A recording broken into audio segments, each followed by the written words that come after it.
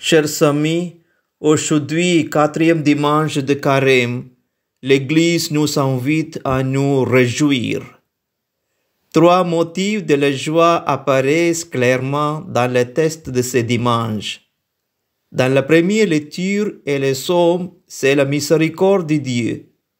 Dans la deuxième lecture, c'est la gratuité de l'amour et du salut donné par Dieu. Dans l'Évangile, c'est la croix qui est le motif par excellence de la joie. Dans l'Évangile, notre motif de joie par excellence est la venue du Christ et sa mort pour nous sauver.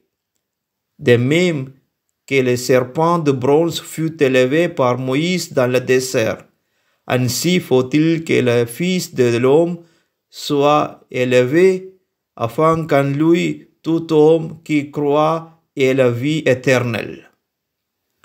Rappelez-vous cet épisode du livre de Nombres au chapitre 21. Le peuple de Dieu était dans le désert d'Égypte, et un malheur arrive.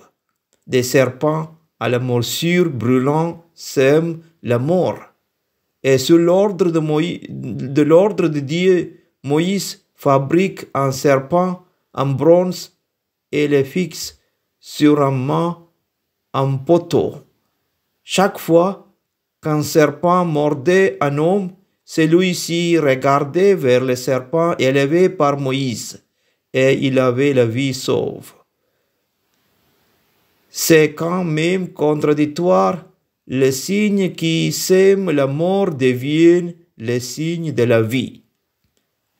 Quelle belle image et une préfiguration de la croix de Jésus. La croix, symbole de la mort, devient le symbole de la vie. C'est un motif de joie extraordinaire. En regardant Jésus crucifié, nous comprenons que ce Jésus est mort, certes, mais il a vaincu la mort et l'échec de la mort. Il a vaincu la souffrance et il nous invite à vivre à jamais avec lui. C'est cela notre espérance et notre joie. La miséricorde et le pardon de Dieu, la gratuité du salut et la croix.